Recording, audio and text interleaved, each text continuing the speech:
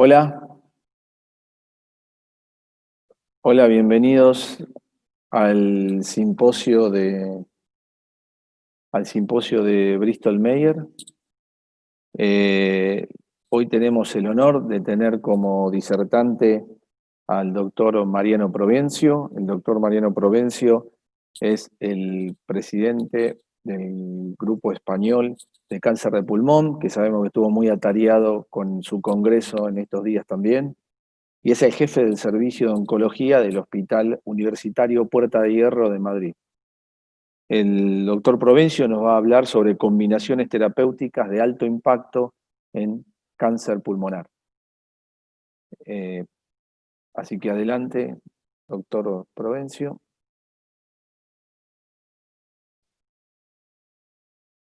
Les recordamos que nos pueden dejar sus preguntas y que, bueno, se las trasladaremos al doctor una vez finalizada su exposición.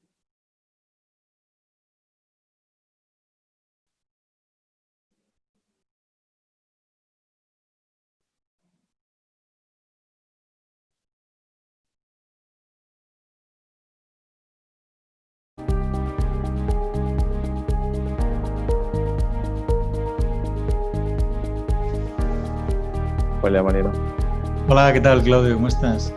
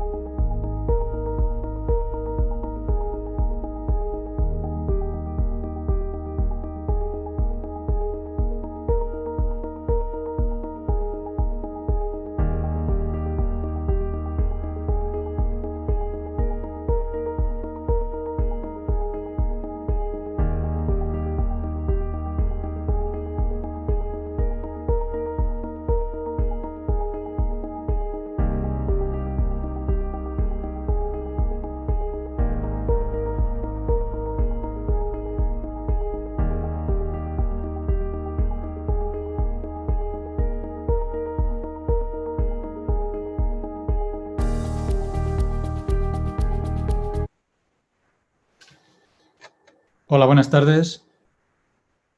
Estoy encantado de estar aquí con ustedes y hablar de combinaciones terapéuticas de alto impacto en cáncer de pulmón. También muchas gracias por la invitación a Bristol y especialmente estar en contacto con mis amigos argentinos en esta ocasión también. El rol de la combinación de ayo-ayo y quimioterapia en el tratamiento de primera línea. Bueno, estos son mis conflictos de interés.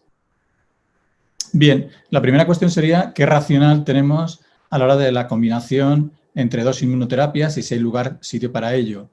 Hay que decir que tengamos dos inmunoterapias que además son complementarias en el sentido de que el mecanismo de acción es distinto. Una, en este caso, ipilimumab, pues tiene una acción precoz, promueve la expansión clonal, incrementa el priming de los linfocitos de todos a nivel de los antígenos y tal.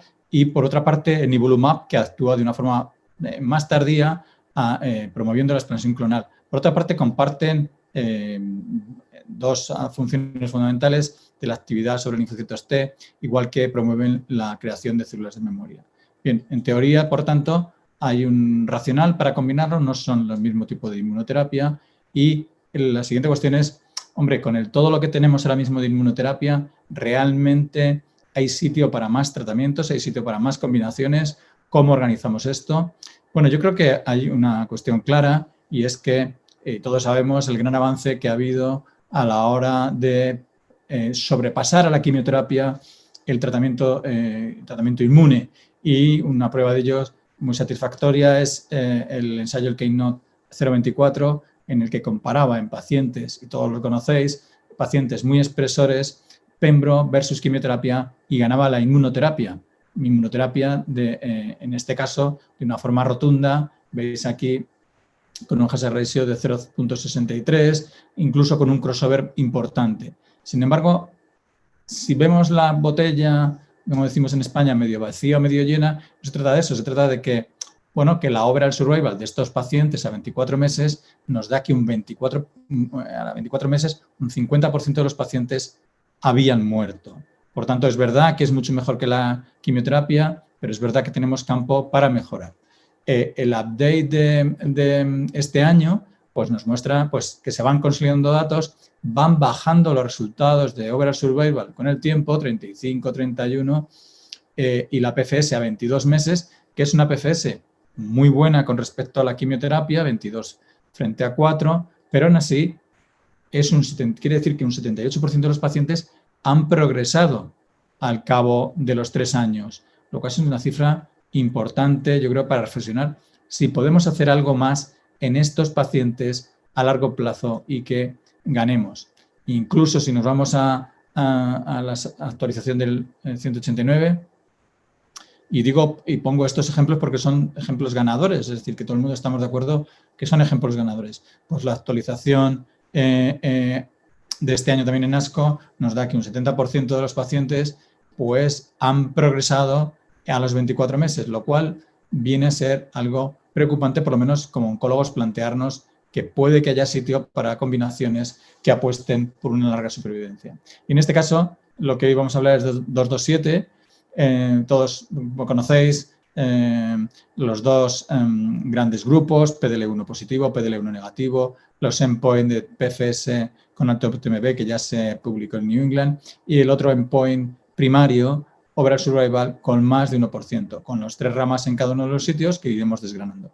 Bien, os voy a comentar un caso clínico para poner un poco también en contexto la situación. Este es un paciente que fue el primero que introdujimos en el estudio. Nosotros pusimos 42 pacientes en este estudio y fue a finales en diciembre del 15 que viene un paciente de 68 años, fumador, con antecedentes, con una enfermedad actual pues que era agresiva, con dolor torácico, con disnea, con síndrome constitucional y que realmente se presentó en la consulta el 29 de diciembre con estas exploraciones complementarias. El hombre venía de otra ciudad española, cercana a Madrid, de Guadalajara, y venía con este TAC, que veis aquí, una masa heterogénea, grande, con adenopatías prevasculares, con importante derrame pleural que veréis después. Le hicimos la biopsia, era adenocarcinoma. El paciente tenía un PET, le hicimos este PET, como veis aquí, con captaciones en la ventana ortopulmonar, también implantes pleurales que veis aquí claramente, que una afectación pleural importante, contactaba con la arteria pulmonar y a este paciente, yo el planteamiento que os haría es, con este paciente, ¿cuánto, con lo que hemos visto ahora mismo, cuánto le dabais de vida o de PFS o de overall survival? Pensarlo porque luego lo vamos a ver, ¿no? ¿Cuánto tiempo le daríais a este paciente con esta afectación sistémica, componente importante local y locorregional importante, afectación pleural, con derrame pleural masivo, afectación del pericardio, en fin, no era una pirita en dulce. Bueno, vamos al diseño del estudio y vamos a ver fundamentalmente qué ha pasado en los últimos 3 años, la actualización, que es lo más importante. Hemos hablado mucho de este estudio y este año se ha presentado en ASCO. Yo creo que no se ha dado suficiente relevancia, quizá por la pandemia, pero es la actualización a 3 años, que es algo muy importante en este estudio, es el largo seguimiento que nos proporciona el estudio. Se ha presentado en ASCO, como digo, en los resultados a 3 años. Bueno, ya conocéis, grupos balanceados, bien homogéneos. La expresión de PDL1, por destacar algo, 32% en PDL1 negativo, o sea, una cifra importante, 33% en más de 50% de pacientes, pero por otra parte, estabilizados.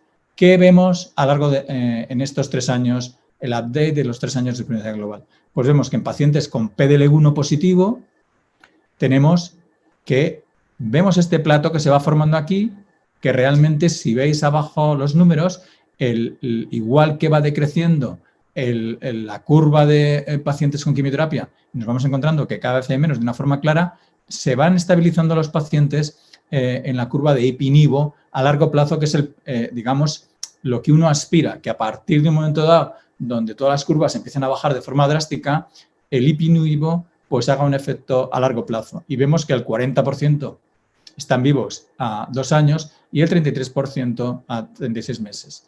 Bien, comparadamente en PDL1 negativo, que yo creo que es algo que, aunque no es un endpoint primario, a mí me parece realmente una señal importantísima de este estudio. Es decir, en esta población negativa, donde uno se plantea qué haces con estos pacientes que son negativos, yo no sé, pero yo veo pacientes y es un reto real qué hacer con estos pacientes, tenemos que, y que refuerza yo creo el mensaje de la complementariedad de los dos inmunos, tenemos que a 24 meses 40%, la rama de quimioinmuno 35% y la rama de quimioterapia 23%. Es decir, que incluso con el mejor teórico de los casos, que sería quimioinmuno, o la quimio, que sería, digamos, incluso la más estándar, casi duplica los resultados de overall survival a 24 meses.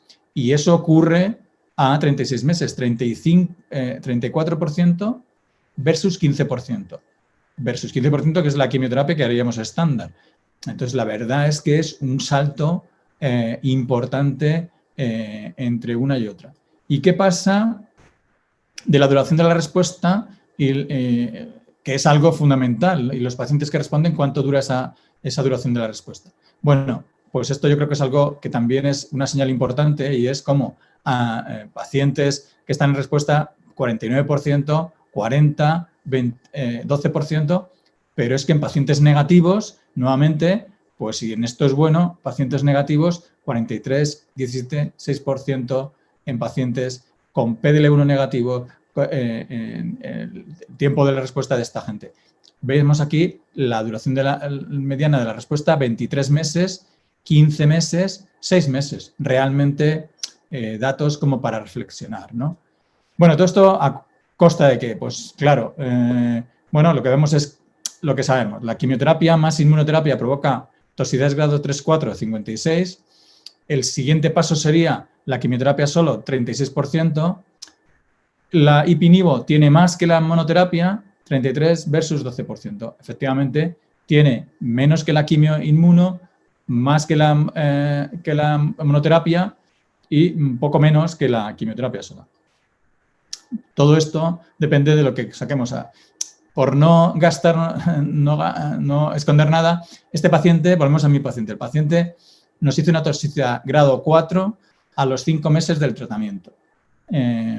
O sea que por lo menos vivió, os planteaba, ¿cuánto va a vivir? 5 meses. Pues a los 5 meses nos hizo una toxicidad grado 4 que está en el New England, que es esta fraccioncita de aquí, que debe haber 1 o 2 pacientes, y pues uno es de Puerta de Hierro, de nosotros. Hizo una insuficiencia renal cuadro 4, creatinina de 8, lo tuvimos que ingresar, poner bolos de corticoides, bueno, casi le hacemos diálisis. La verdad es que enseguida que le pusimos los bolos de corticoides, el paciente mejoró de forma, bueno, veis aquí claramente cómo mejoró la creatinina.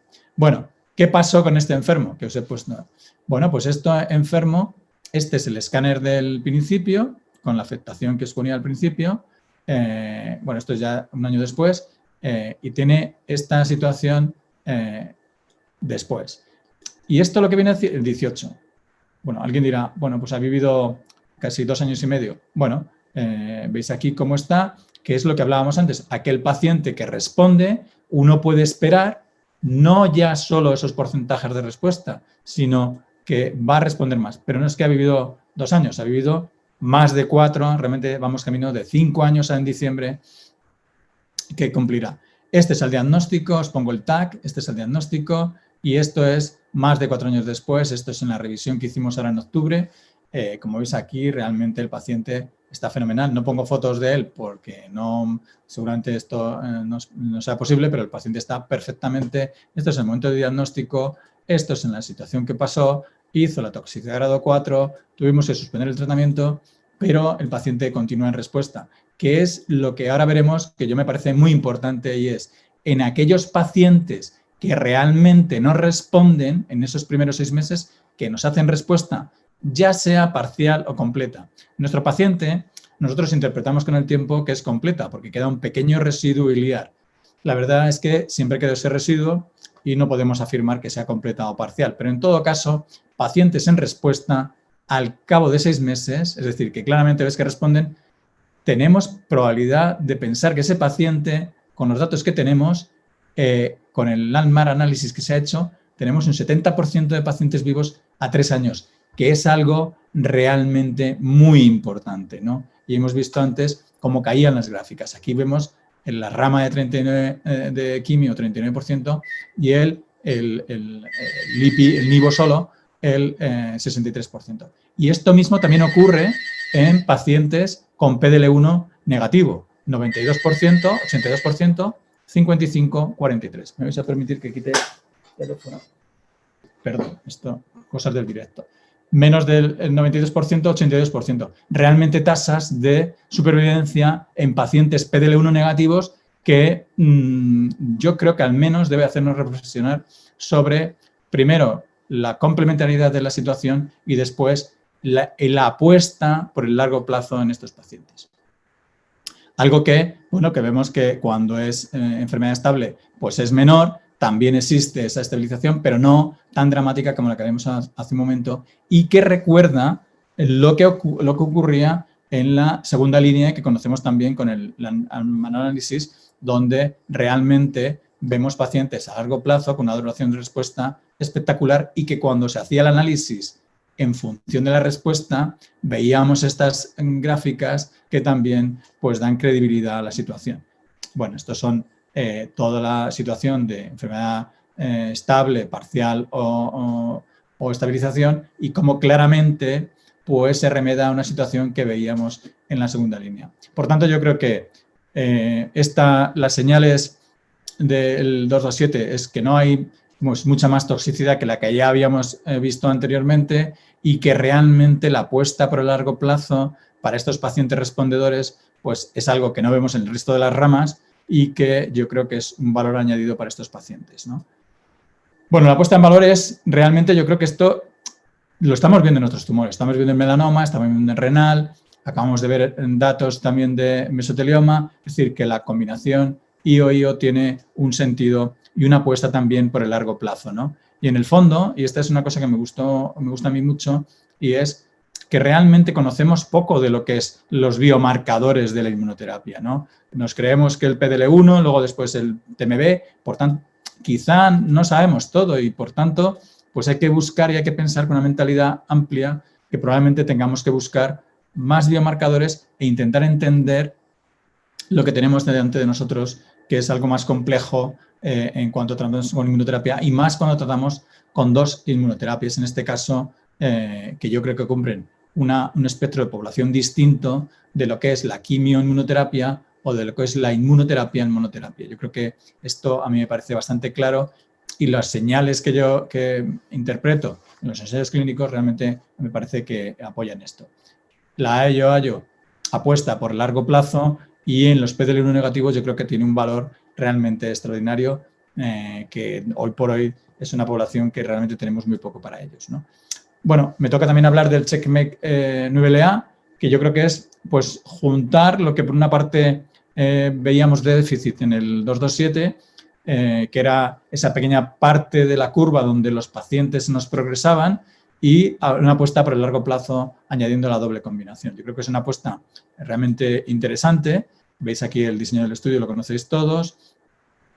El IPI hay que decir que tiene una dosificación también baja, con dosis realmente no agresivas como conocíamos de antes y, bueno, una estratificación 1-1 en función del PDL1, del sexo y de la histología. Bien, datos del estudio los conocéis, vamos directamente a la situación. Se hizo un análisis interino y después ya este año se han presentado datos también en ASCO. Bien balanceada la situación, nuevamente la expresión de PDL1 menor del 40%, 39%, 22, 29%, bueno, con una población que veis aquí con afectación hepática o cerebral, pues bien representada, ¿no? Bueno, ¿qué vemos del tratamiento? Pues que básicamente pues que llevan una duración de tratamiento de mediana de 6 ciclos en el caso de la combinación y, como veis aquí, con un porcentaje importante de pacientes que se mantienen en tratamiento. Bien, yendo a los resultados. Overall survival, el endpoint primario. Bueno, pues vemos aquí primero que algo que veíamos en la otra no ocurre, y es que salen las gráficas muy bien desde el principio, 81%, 63%, 47% frente a quimioterapia, resultados positivos con un hazard ratio muy bueno, 0,63, 0,66. Bien, sobre la toxicidad sería el siguiente asunto que nos ocupa, la vamos a ver un momento después. Subgrupos. Por subgrupos, pues se ve que básicamente todos se benefician, incluido también, en este caso, negativos y positivos, y también algo muy importante que son las metas cerebrales. Vemos aquí el que pasa realmente pues son una fracción pequeña que está indeterminado en pacientes poco representados de más de 75 años, que yo creo que esto pues entra dentro de lo lógico también. Por histología, pues claramente bien en las dos situaciones, tanto escamoso como no escamoso, sabemos el comportamiento de las dos histologías, pero claramente en esta situación parece que incluso pues tenemos, habitualmente la histología escamosa siempre va peor, parece que en este caso incluso pues tenemos un poquito mejor de la curva que lo que tenemos en no escamoso, ¿no? Lo cual, bueno, también va en función de esta combinación doble inmunoterapia que aporta algo más que la inmunoterapia sola. PDL1 positivo, PDL1 negativo, pues también datos igualmente favorables para los dos casos, igual como, dependiendo de la estratificación que hacemos, pues también favorables para más del 50% o entre el 1 y el 49%. ¿Qué tenemos de datos comparativos con el 227? Pues yo creo que la apuesta por el largo plazo se mantiene con la doble inmunoterapia, que es lo que vemos aquí. Claro, en el 9LA nos falta seguimiento a largo plazo, como tenemos en el 227, que tenemos un seguimiento extraordinario, es de los que más seguimiento tiene de todos los estudios de inmunoterapia. Pero esta parte que a nadie nos gusta y es aquellos pacientes que progresan al principio de la enfermedad, aunque después sea positiva, era algo que siempre nos ha preocupado, ¿no? La selección del paciente que sea idónea. Bueno, lo que vemos aquí es que en el 9LA sale desde el principio bien, que es lo que le pasa también en otras combinaciones de quimioinmuno, sale bien y no hay ningún entrecruzamiento y sale bien. Digamos que la apuesta es más fácil, más, digamos, más asumible para todos, ¿no? Que es algo que siempre nos ha preocupado. Igualmente la PCS pues también es favorable y en este caso también clara para la combinación del 9LA. Bien. Algo que es a lo que estamos apostando. Estamos apostando porque no haya progresión al principio en ningún paciente y nos aseguramos con la quimioterapia que esto sea lo mínimo, aunque siempre va a haber pacientes, toda la vida de Dios ha habido pacientes que progresan al principio porque vienen en progresión y pues es que progresan y progresan, pero bueno, nos aseguramos esa progresión que no sea peor que el complemento de quimioterapia, la rama control. Y la segunda cuestión es la duración de la respuesta, algo que veíamos que nos preocupaba en los estudios que hemos comentado, esa caída prematura a partir de los 24 meses y que vemos que caen los pacientes, que duren los pacientes en respuesta, es algo prioritario. Bueno, pues empezamos a ver aquí señales de pacientes que claramente empiezan a estabilizarse con respecto a la rama control, ¿no? Falta, yo creo, seguimiento de forma clara, ¿no? Sobre la toxicidad. Bueno, la toxicidad es, lógicamente, pues mayor que la quimioterapia. Asociamos quimioterapia, que da ya una toxicidad 38% de cualquier grado, grado 3-4, pues asociamos doble inmuno, lógicamente algún tipo de toxicidad tiene que añadirse. Lo más importante de la toxicidad que se presenta realmente es la asociada a la quimioterapia, la vamos a ver aquí, donde los datos más importantes de toxicidad grado 3-4 vienen determinados por la asociación de la quimioterapia, es aquí anemia, neutropenia, trombocitopenia, es decir que la siguiente cuestión es cuánto más de toxicidad inmunorrelacionada tenemos y la toxicidad inmunorrelacionada que presenta pues no es distinta de la que estamos acostumbrados a ver en la inmuno o en la doble inmuno, es decir, que la piel, que es lo más frecuente también en la inmuno, la endocrina, la gastrointestinal, la hepática, la renal, pulmonar, en la que las toxicidades grados 3-4, que son las que nos importan, pues realmente no parece, ves aquí, no parece que sea mucho mayor que la que obtenemos con la inmunoterapia, ¿no? Por tanto, señales de seguridad de que podemos tratar convenientemente a los pacientes sin que pongamos en riesgo su situación, ¿no? Yo creo que los mensajes del 9LA a todos nos han gustado. es decir, que cumple con el endpoint primario, con un hazard ratio muy bueno, que el seguimiento de 12 meses confirma el beneficio, incluso mejora ese beneficio que habíamos visto en el análisis interino, que la magnitud del beneficio es consistente en todas las histologías y independientemente de la expresión de PDL1, y que realmente no vemos señales de en cuanto a la seguridad de la combinación que nos preocupen demasiado más allá de la quimioterapia y de la inmunoterapia que ya conocemos, ¿no? Nos faltan datos a largo plazo, pero todo apunta de que esa combinación IPI-NIVO a largo plazo nos proveerá de algo que ya nos venía dando el 227. Yo creo que es algo que una apuesta muy buena. A mí realmente creo que estamos todos los oncólogos muy satisfechos con esta apuesta nueva. Bueno, me han dicho que os tengo que hablar también un poco de lo que es la neoadjuvancia en este caso, ¿no? Y realmente yo creo que esto a mí también es algo que me apasiona. El estadio 3A, fundamentalmente por afectación N2, es un estadio complejo, heterogéneo, en el que conviven distintas situaciones pronósticas y que hay que tenerlo muy claro, ¿no? No es lo mismo la afectación microscópica que la clínica vista por radiología, donde en una clínica, que es la que vemos en rayos cuando vamos a ver un escáner, tiene afectación mediastínica, tenemos más o menos, y estos son datos de André, una DFS a 3 años de 11%, 7% a 5 años, no es lo mismo que la afectación microscópica que presentan los pacientes. Por tanto, es una situación en la que tenemos mucha capacidad de mejora claramente, ¿no? En esto hay que tener también fijarse mucho de cuando comparamos ensayos que realmente qué estadios estamos hablando. Bueno, el racional de la inmunoterapia, de la quimio neoadyuvante está claro desde hace ya muchos años, hace más de 25 años que estamos con la quimioterapia neoadyuvante como estándar. Sabemos que mejora la situación, tenemos datos de estos 3 ensayos pivotales en su momento y hemos mantenido esto durante los últimos 25 años prácticamente sin cambios, ¿no?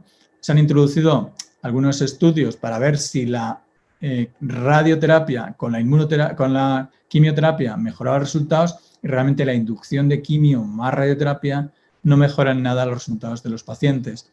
Y se han hecho muchas probatinas introduciendo incluso terapia dirigida y ninguna ha sido eficaz. Bueno, de lo que tenemos ahora mismo es que los estadios 3A hacemos inducción de quimio, buscando cirugía al final en los respondedores, sabiendo estos pronósticos, sabiendo que fundamentalmente el pronóstico viene determinado por el tipo de N2, sea múltiple o única, y por el estado general del paciente. Y además de esto, el que los subrogados, respuesta completa, respuesta patológica mayor y el downstaging. Digamos que estos son los subrogados admitidos entre nosotros, no por agencias reguladoras.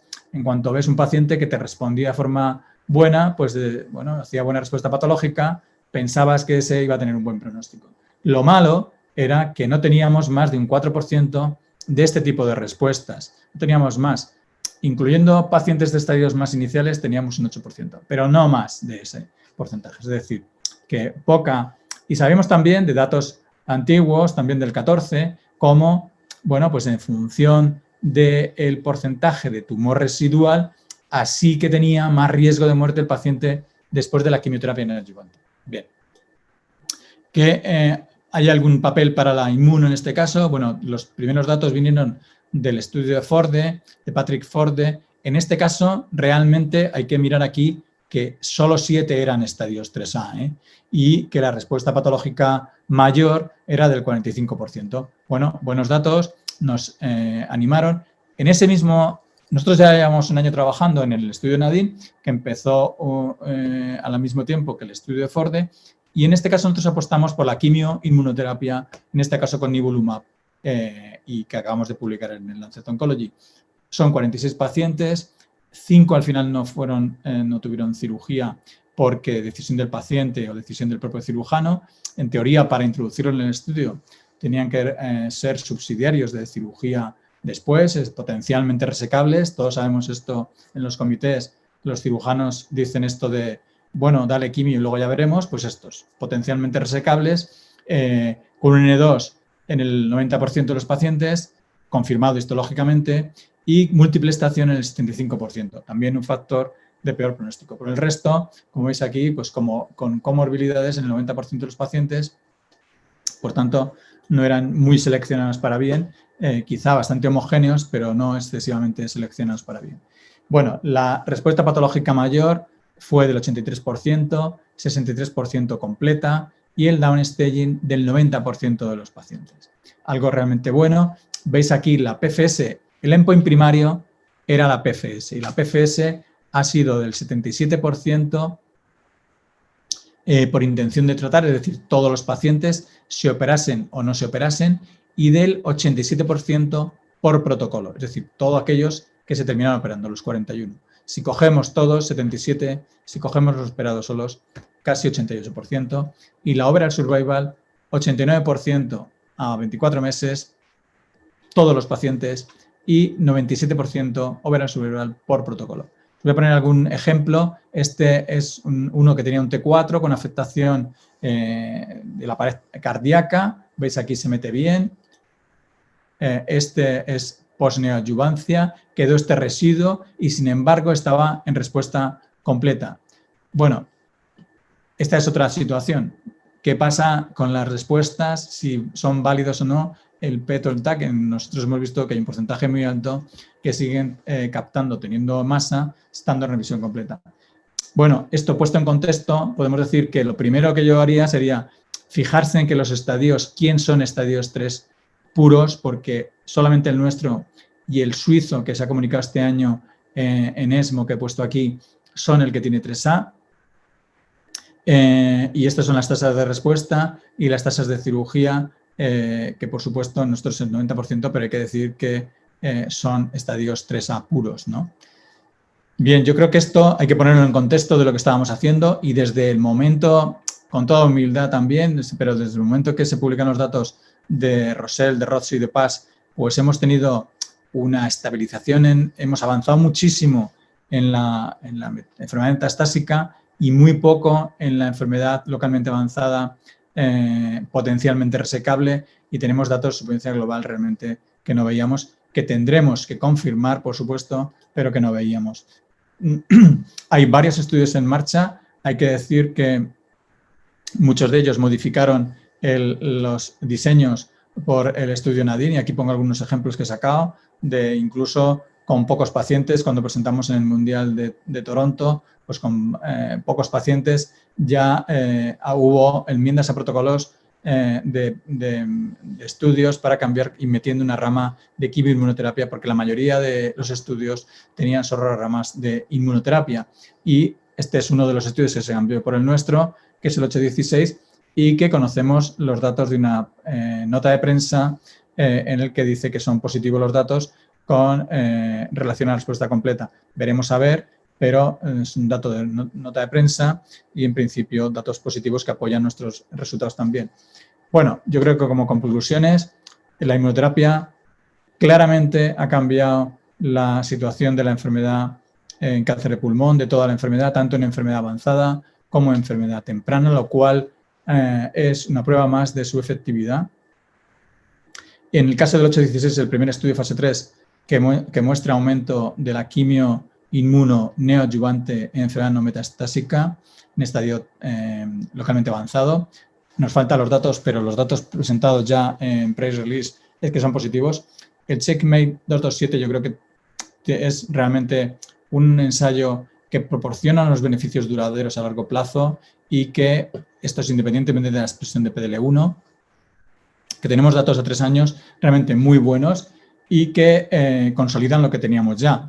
Y luego, en cuanto al 9LA, yo creo que incorpora una estrategia nueva, rompedora, ¿no? Que es la doble inmunoterapia junto a la quimioterapia, viendo que se puede tolerar bien, que el paciente no tiene una toxicidad mucho mayor de la que podemos esperar, relevante, y que realmente introduce un concepto nuevo de más supervivencia a largo plazo y evitar la progresión temprana. Y yo creo que esto sería todo. Nada más. Muchas gracias. Encantado de contestar cualquier pregunta.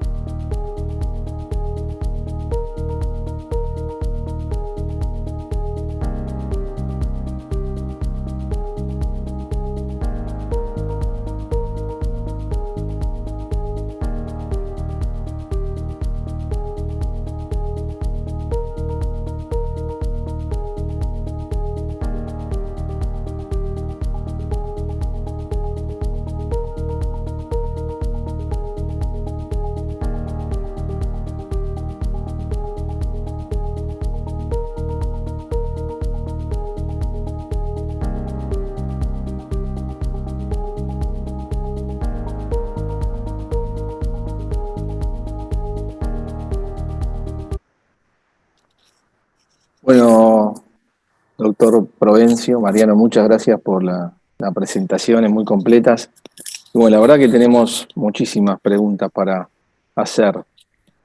Y la primera se me ocurre, bueno, como vos mostraste, la combinación de nivo-ipi, tanto como monoterapia, como inmunosola o asociada a quimio en el 9LA, parecen tener la ventaja comparada con otras aproximaciones del mantenimiento, del aplanamiento de la curva y eventualmente controles más prolongados de la enfermedad. Ahora, ¿cómo te parece vos podríamos seleccionar los pacientes en nuestra práctica con lo estándar, hoy por hoy, que es el PDL1? Es el PDL1, el paciente, ¿cuál dirías, bueno, este sería un candidato para hacer este tratamiento, este sería, o yo optaría por, o me gustaría, o me gusta más? Sí, yo estoy de acuerdo con lo que dices. Hoy por hoy nos tenemos que manejar con el PDL1 y yo sinceramente introduciría aquí un concepto claro también, y aunque no suele muy moderno, ¿no? Puede que no suele moderno, y es la situación clínica del paciente. A mí me parece que la situación clínica del paciente tiene que ser muy determinante para lo que hacemos después. En el sentido de que todos sabemos que la progresión inicial nos preocupa, es decir, que un paciente que tenga una situación clínica comprometida por el tumor, me refiero, con un tumor agresivo, con enfermedad hepática, con LDH alta, con una situación comprometida, digamos que no sería el primero al que yo le pondría inmunoterapia, ni doble inmunoterapia ni inmunoterapia, preferiría utilizar quimioterapia. Quizá por miedo, porque al final tú ves las gráficas de los muy expresores con quimioterapia versus monoterapia de inmunoterapia, a largo plazo se quedan casi igual. Bien, admitido que por miedo, pero quizá yo esos pacientes serían los que probaría para inmunoterapia. Y en esos pacientes en los que probaría para inmunoterapia, dos grandes situaciones. En los que tienen una gran expresión de PDL1 y tiene un buen estado general, no tiene una enfermedad agresiva, pues a mí me parece una opción la doble inmunoterapia, en el sentido de que haces un doble bloqueo inmune a una situación en la que parece favorable para ese paciente. Y luego otro grupo concreto, que yo creo que se habla poco de él, y es los PDL1 negativos. Los PDL1 negativos, PDL1 negativo, que no tiene una enfermedad agresiva, realmente la pregunta sería, ¿qué perdemos utilizando doble inmunoterapia? Porque es que no la vamos a poder utilizar mucho más adelante. O sea, que es que estos pacientes con quimioterapia tienen un pronóstico realmente malo. Y yo realmente los datos del 227, sé que es un estudio exploratorio, pero también son un montón de pacientes. Y también tengo que decir que también lo utilizo en la práctica y he visto respuestas. Es verdad que la anécdota no sienta cátedra, pero yo creo que es otra población en la que yo también probaría, ¿no? En aquellos pacientes que comienzan con el 9LA, un beneficio que parece observarse comparado con quimio-pembro, con pemetrexed especialmente, es la posibilidad de volver a hacer una primera línea a la recaída. Vos que incluiste o tenés experiencia, ¿cuál sería el tratamiento, te parece, de elección cuando esos pacientes recaen? Es verdad que eso que dices es verdad, que el que tengamos una quimioterapia recortada en el tiempo con solamente 2 ciclos nos permite que en la recaída, pues que tengamos algo que hacer con ellos, ¿no? Y la reserva del más platino para el futuro me parece una opción interesante.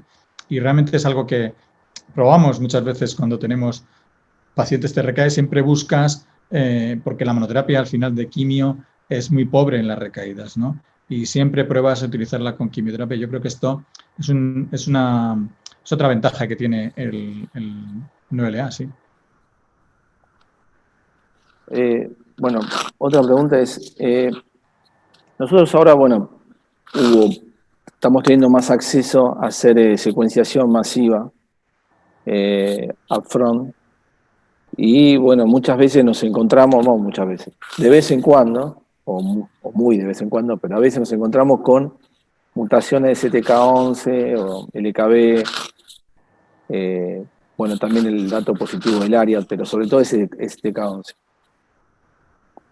Vos, basado, bueno, en los estudios que ya sabemos que mostraron algún beneficio, ¿tomás alguna decisión o utilizás ese dato para dar o no dar inmunoterapia en ese grupo de pacientes? Tienes toda la razón, el STK11 o el KIP1, pues la verdad es que primero había datos al principio que decían que, y tenemos los datos del Pembro y tal, decían que no va bien con el inmuno. La verdad es que los datos últimos que tenemos es que no es un biomarcador predictivo, sino pronóstico. Es decir, que realmente los datos que tenemos es que incluso hay un metaanálisis muy reciente publicado en ESMO Open, donde van peor que los que no lo tienen, le des lo que le des. Es verdad que nosotros, por ejemplo, en Nadine hemos hecho NGS de estos y claro, los pacientes que tienen mutación STK11, KIP1, retinoblastoma, todos estos van peor, son los que recaen. ARIA1 que has comentado, realmente son los que van bien.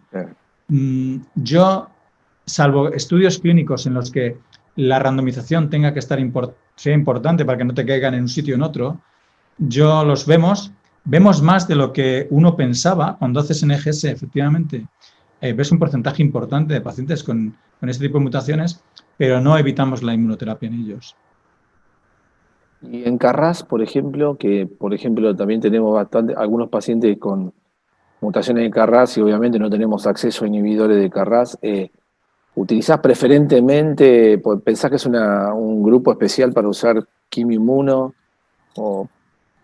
Claro, ahí tenemos los datos del 189 de Carras y la verdad es que incluso son contradictorios porque parece que incluso van, pero yo creo que esto es también que van incluso mejor. Yo tampoco, si no tienes el fármaco, yo tampoco quiero decir, pues lo reflejas y ojalá tuviéramos el fármaco, pero no tomo decisiones distintas por eso. Okay. Una pregunta relacionada con el paciente que presentaste que tenía toxicidad renal. La pregunta es, ¿cuándo considerás hacer una biopsia? En ese paciente vimos que biopsiaron el riñón. Sí. ¿Cuándo considerás que en un paciente que está con tratamiento con inmunoterapia tiene indicación la biopsia renal? ¿O cuándo la usan o cómo hacen clínicamente para...? La verdad es que nosotros hemos tenido solamente este paciente con toxicidad renal grado 4. El resto no, que además cayó en el 227. A ver, yo creo que si hay dudas de qué le está pasando al paciente, más que haya tenido algún tipo de enfermedad que pudiera ser concomitante, yo creo que tampoco es un procedimiento que sea raro, que sea difícil de hacer en un hospital con cierta complejidad. Y yo creo que conviene etiquetarlo. Otra cosa es que nosotros realmente le hicimos la biopsia, es decir, si nosotros estamos esperando la biopsia a los nefrólogos, el paciente a lo mejor no estaría vivo, porque claro, hasta que procesan la situación, pues yo lo tuve claro. Nosotros ingresamos al paciente y empezamos a ponerle corticoides. Y 3 días después, casi tenía 2 de creatinina, le hicieron la biopsia. Yo sí que trataría primero al paciente si tengo una clara correlación entre que tiene eso y lo tiene porque le he puesto yo algo. Yo creo que ante la duda empezaría con corticoides y luego sí le haría la biopsia. En estos pacientes que con nivo-IPI, como mostraste, ya sea el 9LA o el 227, que tienen respuesta y que suelen ser largos respondedores, ¿son pacientes que uno podría espaciar los controles en la práctica clínica, digamos, por ahí no ser tan estricto en cuanto a los estudios, o te parece demasiado arriesgado? No, probablemente sea muy juicioso lo que dices, ¿no?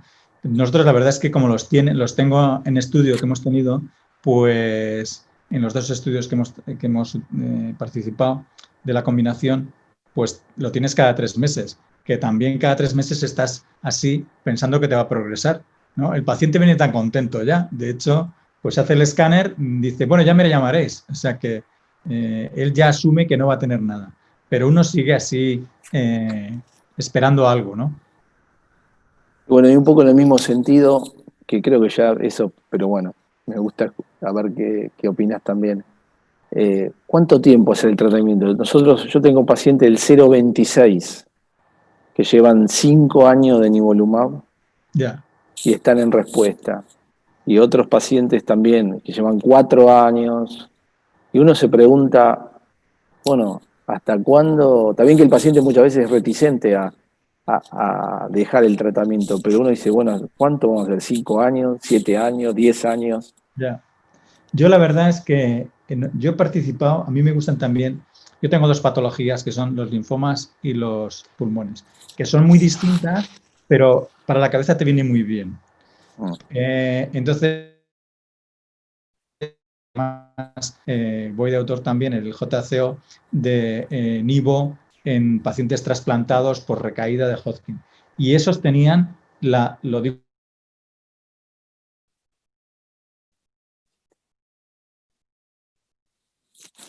Sí, se trabó.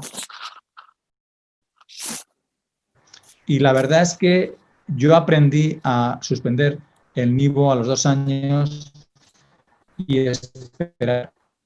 Yo tampoco, muchas veces es más el miedo del médico que, porque si tú hablas con el paciente a nadie le gusta venir a ponerse inmuno ni quimio ni nada. Es nuestro miedo. Lo que pasa es que ¿cuánto le dejas? Yo habitualmente en 2 años paro, Claudio. No digo que sea bueno, que sea malo, ni que haya No, bueno, mejor. está bien. Pero en estos casos es importante tu experiencia porque, bueno, no Pero hay yo, datos ciertos, digamos. pero yo sí mantengo, es decir, si, yo creo que si no mantienes una línea así, dices, bueno, yo a los 2 años, hombre, otra cosa es que esté con dudas de progresión, y entonces tienes miedo que realmente es más miedo tuyo que otra cosa. Pero si está bien, la enfermedad está estable o apenas tiene y tal, yo se lo quito. Te quedas una pregunta de neoadjuvancia. Bueno, el estudio especialmente, bueno, las tasas de respuesta patológica completa y mayor del NADIM son realmente increíbles. La pregunta es, ¿vos te parece que va a haber que esperar datos de sobrevida para que realmente demostrar que estas terapias, digamos, pasen a ser estándar, sobre todo en un escenario de tantas líneas que hay cada vez más en metastásico y tantas opciones? ¿O te parece que realmente hay una evidencia para considerar que la respuesta patológica mayor ya puede ser un subrogante de beneficio? Yo creo que lo va a ser. Vamos, yo estoy convencido de que lo es. O sea, que los pacientes los tenemos. ¿Ves los pacientes que no te progresan? Hemos publicado con 2 años, pero ahora en febrero haremos los 3 años de supervivencia global, que los tengo que revisar y realmente los pacientes no te progresan. O sea, que es algo que no habías visto antes. De alguna forma, tiene todo el sentido. La quimioinmuno, situación más avanzada, unos datos superiores en todo. Entonces, ¿por qué no tiene que ser también ahí? Yo creo que tiene todo el racional. Yo creo que las autoridades sanitarias lo van a autorizar. Yo creo que la FDA terminará aprobándolo. Eso estoy convencido de ello. Tenemos un par de estudios ahora mismo que tienen de subrogado, falta el 816. Vamos a ver qué datos dan definitivos en la publicación, pero bueno, yo creo que va a ser. No podemos estar esperando. En otros tumores, la mama, en otros tumores se admiten subrogados más blandos que este, ¿no? Entonces aquí no hemos ido a por este porque teníamos unas tasas de respuesta muy bajas. Entonces, claro, pero yo creo que sí, yo creo que se va a aprobar con un subrogado, ¿eh? ¿Y te parece que el camino definitivo es la quimioinmuno, visto Yo la... estoy convencido, de verdad. O sea, yo creo es decir, que nosotros en estadios intermedios lo que fundamental es el downstaging. El downstaging es mucho mayor con quimioinmuno que con inmuno solo. La respuesta patológica, ya sea mayor o completa, que dependiendo de los grados de respuesta que se obtienen, dependiendo de los estudios, pero también es mayor. El R0, pues está claro que lo haces más con la quimioinmuno, ¿no? Yo creo que esos 3 parámetros son los que nos determinan y yo creo que claramente ese es el camino. Hay en ESMO, el grupo francés publicó algunos datos de un exceso de mortalidad asociado a inmunoterapia. ¿Qué te parece el análisis de esos datos? Parece Sí. medio fuera del contexto de todo lo demás, pero... Pues mira, yo creo, te voy a ser sincero y ahora que no nos oye ningún francés, ¿no? y es que los argentinos, como los españoles, somos muy dados a flagelar a la patria, ¿no? Aquí todo lo hacemos mal y todo. Entonces, la primera reflexión es, oye, hay gente que no lo hace tampoco tan bien. Primera reflexión. Políticamente puede no ser correcto, pero es todo lo real que... Porque, a ver, el porcentaje de neumonectomías es muy alto. O sea, yo en mi práctica clínica habitual no tengo un porcentaje cercano al 30% de neumonectomías en estadios del 1 que iban al 3. Y los estadios 3 me parece que eran un 20% de estadios 3. Primera. Entonces, concluyen el estudio porque tienen una alta tasa de mortalidad perioperatoria. Que sí, que uno era no sé qué cardíaco, el otro no sé qué. Chico, es una alta tasa de mortalidad cardíaca. Si ese estudio hubiera sido español o argentino, la pregunta que te haría Claudio sería, ¿qué estaríamos diciendo de los argentinos españoles? Destruyen. ¿Eh? ¿Qué diríamos? Nos criticarían. No, vamos, habría Nos sangre matan, nos matan. y Sí, nos tal mirarían cual. por encima del hombro diciendo, claro, Argentina, Tal cual, España, tal es cual. que claro, no es lo mismo. O sea, primero lo que hay que hacer es que ellos tendrían que justificar qué tipo de expertise tienen sus centros. Yo si fuera, a ver, yo soy el presidente del Grupo Español. Si a mí me sale esa tasa de mortalidad, que no me ha salido en el 1 y no ha salido en el 2, y en el 1 somos 18 centros. No es que fuera Puerta de Hierro el 12 de octubre, no sé qué, no. 18 centros en España. Y el 2 somos más, somos como 20. Y no tienes esa tasa de mortalidad. Y yo conozco los datos argentinos, tenéis unos niveles de cirugía muy buena. Hombre, yo creo que haría una auditoría interna. Ok.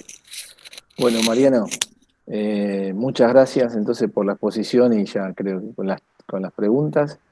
Y bueno, con esto damos por terminado el simposio y la verdad que muy interesante todo. Y bueno, nos estamos viendo. Bueno, encantado de estar contigo otra vez, Claudio, Nos y con vemos. todos mis amigos argentinos. Muchas Chau, gracias. chau. Hasta luego. Chao.